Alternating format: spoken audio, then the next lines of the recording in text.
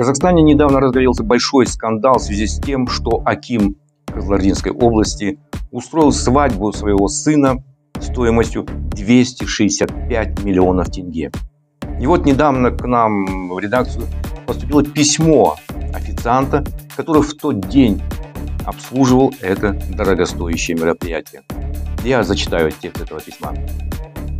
Я один из тех официантов из ресторана The Ritz-Carlton, где проходила свадьба стоимостью 265 миллионов тенге.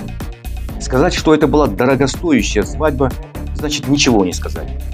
Мне приходилось обслуживать множество торжеств, но ничего подобного ранее я не видел. Это была фантастическая роскошь. В тот момент мне показалось, что организатором пиршества был какой-то наркобарон или уголовный авторитет. Обычно у них бывают такие замашки. Лишь позднее я узнал, что таким образом праздновал женитьбу своего сына аким Кызылординской области. Для меня это был настоящий шок.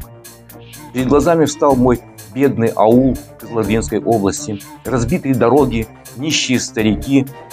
Я тогда подумал, боже мой, какая огромная пропасть между акимом и простым народом.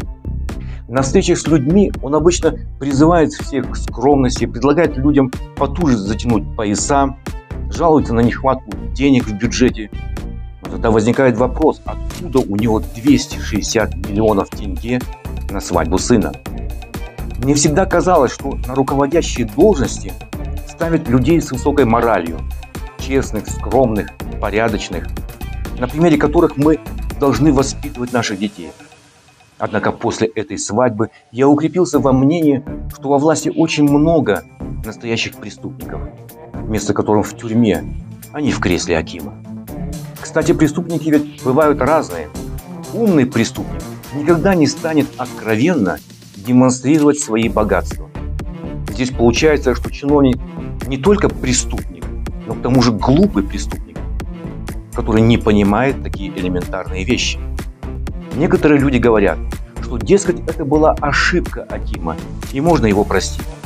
Согласен, однако никак не могу понять, как можно по ошибке устроить свадьбу на 260 миллионов тенге. Как можно по ошибке приобрести такую сумму денег. И самое ужасное, этот человек до сих пор продолжает руководить областью.